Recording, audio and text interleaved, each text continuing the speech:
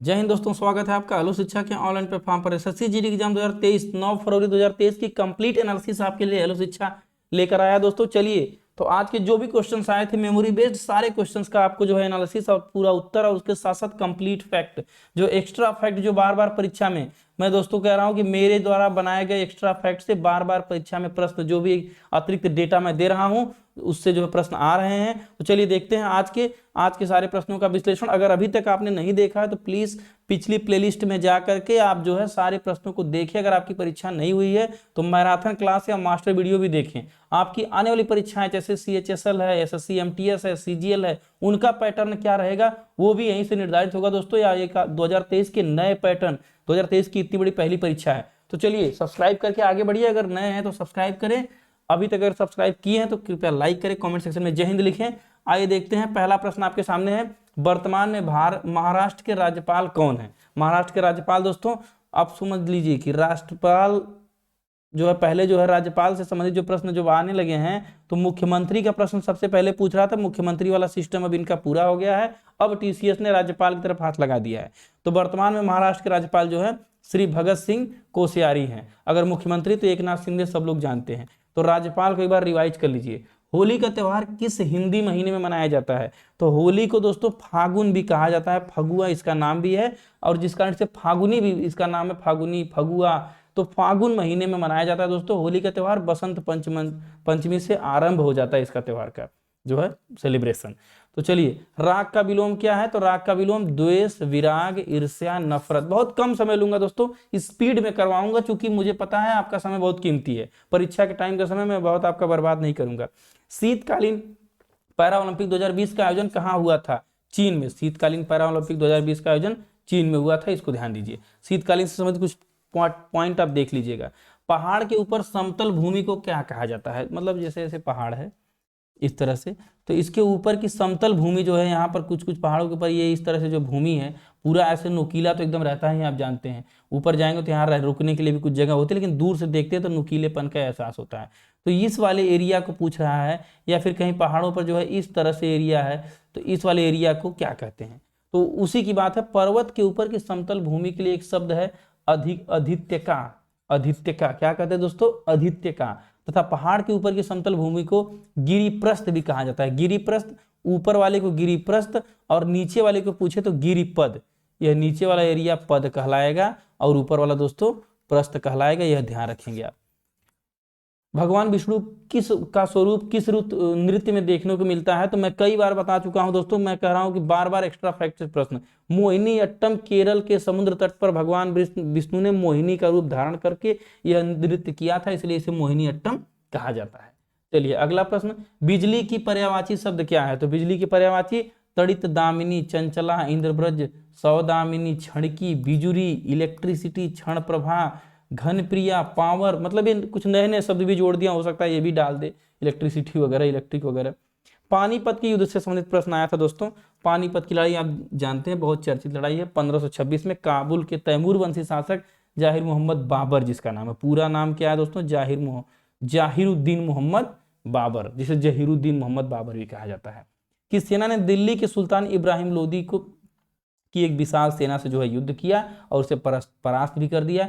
21 अप्रैल 1526 को पानीपत के निकट यह जो है लड़ा गया था, यह ध्यान दीजिएगा। तो यह जो है युद्ध से संबंधित है। तो बाबर के जो युद्ध हैं, खानवा का युद्ध, खंडेरी का युद्ध जो है, ये सब आप जरा एक बार ध्यान रखेंगे कि घाघरा का युद्ध कब आया, इसका ट्रिक भी है। पानी पिया, खाना खाया, घर गया, मर गया। इस तरह से आप जो है इन चीजों को रिवाइज कर लेंगे। मुगल वंश के युद्धों, आज जो है प्रश्न हर बार आपने देखा होगा कि प्रश्न मगध साम्राज्य से पूछ रहा था, आज मुगल साम्राज्य में हाथ लगा दिया है। बौद्ध धर्म के प्रचार का जिम्मा किसने उठाया था? तो कुछ अधूरा सा प्रश्न आपको लग रहा होगा, लेकिन ऑप्शन मिलता तो पूरा हो जाता। फिलहाल मैं उससे संबंधित पूरा डेटा दे रहा हूं। महेंद्र एवं संघमित्रा जो थे, सम्राट अशोक के बारे में आप जानते हैं, बौद्ध धर्म के बहुत बड़े संरक्षक माने जाते हैं। इन्होंने जो है जब कलिंग युद्ध के बाद, एक विश्लेषण आप जान लीजिए कि जब कलिंग युद्ध होता है तो कलिंग युद्ध के बाद जो नरसंहार को देखकर इनका हृदय परिवर्तन हो जाता है। जो है दोस्तों इनका जो है हृदय बदल जाता है कि अब मैं जो है युद्ध नीति को त्यागूंगा और मैं युद्ध को छोड़ दूंगा। मैं क्या करूंगा दोस्तों? युद्ध को छोड़ करके किस नीति की तरफ चलूंगा? धम्म नीति की तरफ।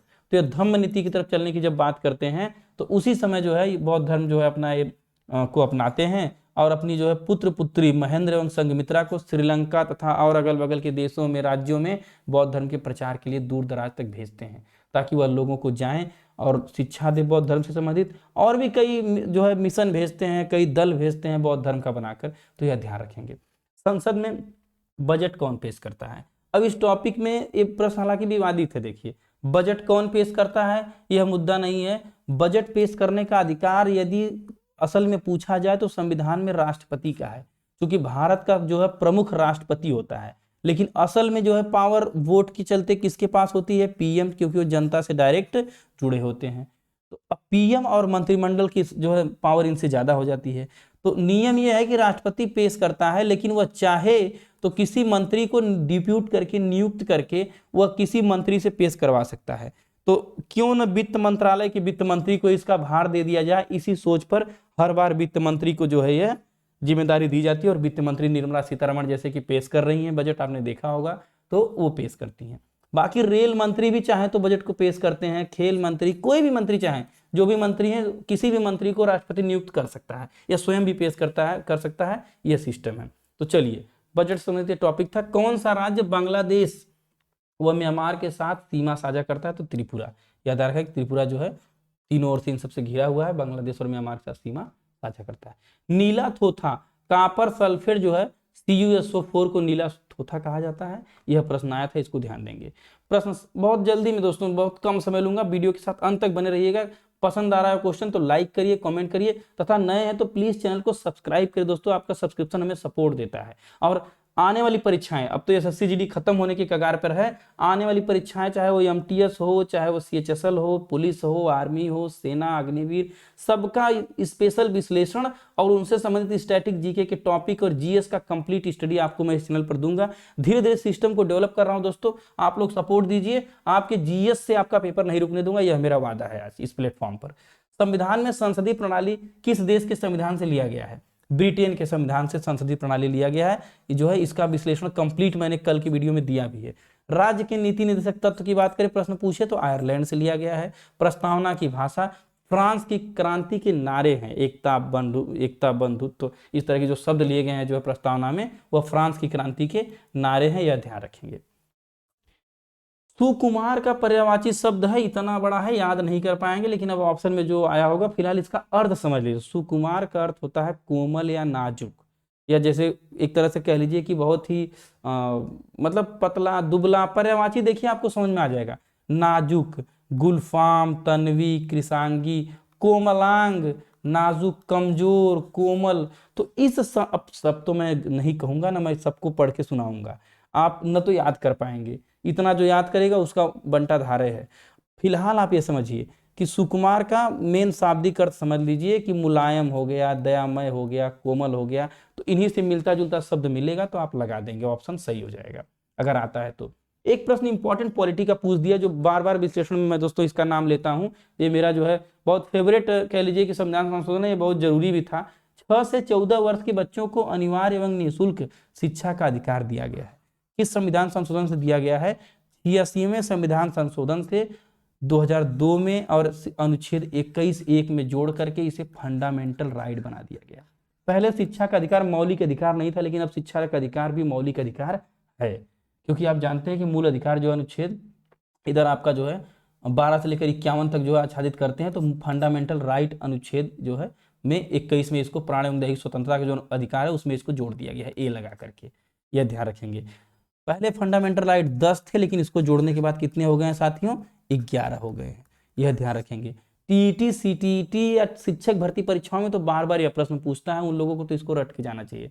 86वां संविधान संशोधन द्वारा 6 से 14 वर्ष के बच्चों को अनिवार्य एवं निःशुल्क शिक्षा दी जाएगी। और एक RT एक्ट पूछता है बार बार, राइट टू एजुकेशन 2009 में जो आई थी, उसको भी पूछता है कि शिक्षा का अधिकार किसी भी विद्यालय में जो है दाखिला एवं नामांकन 6 से 14 वर्ष के बच्चों का। राष्ट्रपति द्रौपदी मुर्मू का भी प्रश्न आ रहा है दोस्तों। द्रौपदी मुर्मू जो है के खिलाफ उम्मीदवार कौन थे? तो यशवंत सिन्हा।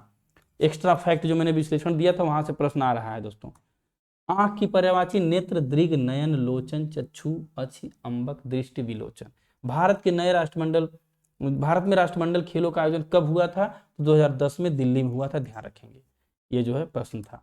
अगला, फूल का पर्यायवाची शब्द है तो फूल के भी पर्यायवाची बहुत सारी हैं। एसएससी ऐसे शब्द उठा रहा है जिसमें वो नए नए पर्यायवाची को डाल सके। जिन जिन शब्द, कुछ ऐसे शब्द हैं जिनकी पर्यायवाची कम है लेकिन कुछ की पर्यायवाची बहुत ज्यादा है। तो फूल की सारंग, कुसुम, सुमन, गुल, उत्मांस, लतांत, मंजरी, पुहुप, गुलशन, विकसित अवस्था, तो ये फूल की प्रसून, डैफोडिल, तो ये सब जो है फूल की पर्यायवाची है। फिलहाल आप जो समझ पाए इसमें से जो इंपॉर्टेंट है उसको जान लीजिए कि सारंग पूछता है, कुसुम भी पूछा हुआ है और प्रसून भी पूछा है। ये 2-3 जो है आप ध्यान रखेंगे। मंजरी भी याद रखिए, मंजरी, ये फूल की पर्यायवाची पूछा केवल परीक्षाओं में।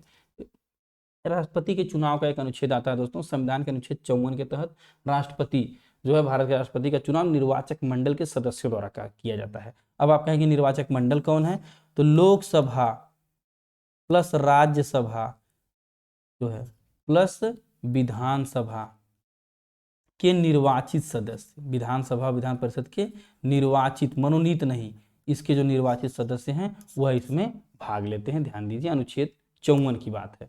कान काटना मुहावरे का सही अर्थ क्या है, तो कान काटना मुहावरा मतलब चालाकी दिखाना, किसी को बेवकूफ बनाना, किसी को मूर्ख बनाना। पुष्प का विलोम कांटा, सीधी सी बात है, यह है। वर्तमान में केरल के राज्यपाल कौन है, तो अब राज्यपाल वही मैंने बताया बार बार, अब राज्यपाल की तरफ ये मुख कर दिए हैं। अब राज्यपाल आप रट के जाइएगा, अगर आपका परीक्षा है तो जरूर। मोहम्मद आरिफ खान। कथकली किस राज्य में मनाया जाता है, केरल में मनाया जाता है। विशु त्योहार केरल के में फसल से संबंधित त्योहार है, ध्यान दीजिए।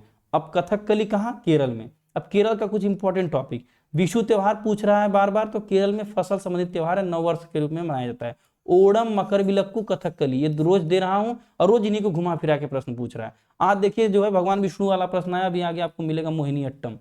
अब वर्तमान में केरल की जो है, केरल से प्रश्न उठ रहा है दोस्तों, चाहे एजुकेशन से चाहे राज्यपाल से। 2-3 राज्य हैं, केरल, महाराष्ट्र, लक्षद्वीप, इनको तो पढ़ लीजिए। जो है पूर्वोत्तर राज्यों का थोड़ी स्थिति जान लीजिए, यहाँ से प्रश्न आ रहा है।